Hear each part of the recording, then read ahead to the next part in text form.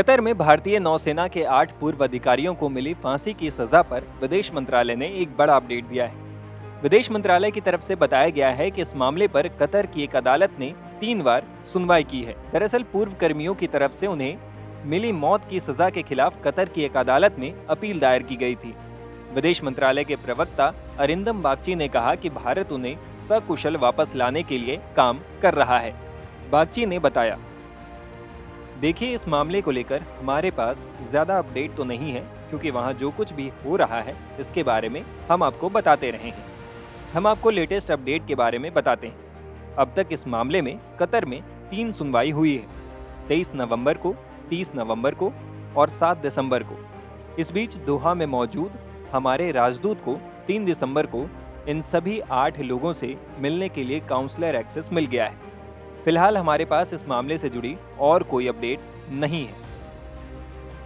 इसी बीच खबर ये भी आई है कि कतर के शासक ने 18 दिसंबर को देश के नेशनल डे के मौके पर भारतीय नागरिकों समेत कई सारे कैदियों की सजा को माफ किया है। इसे लेकर बागची ने कहा कि भारतीय पक्ष को उन लोगों के बारे में कोई जानकारी नहीं जिनकी सजा 18 दिसंबर को कतर के शासक ने माफ किया था। उन्होंने कहा,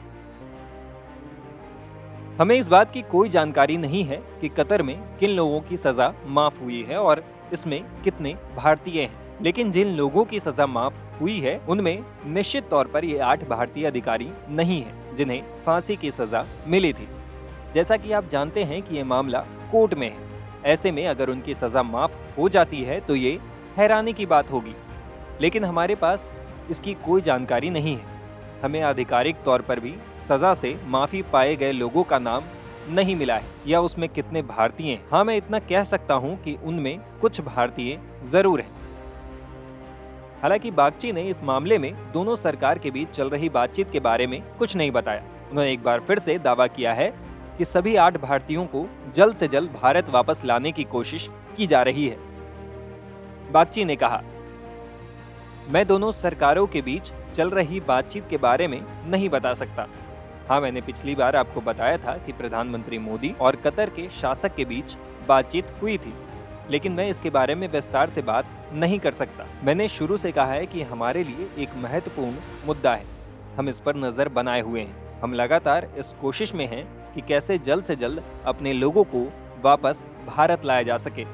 हम इसी पर फोकस कर रहे हैं। दरअसल कतर की अदालत ने जिन 8 भारतीय नागरिकों को मौत की सजा सुनाई है उसमें ऐसे कई ऑफिसर्स शामिल हैं जिन्होंने भारतीय नौसेना में फ्रंटलाइन वॉरशिप पर काम किया है।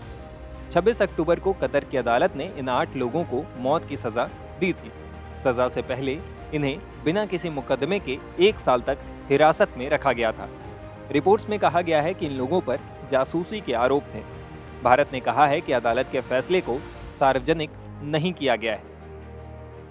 टाइम्स नाउ भारत डिजिटल की रिपोर्ट।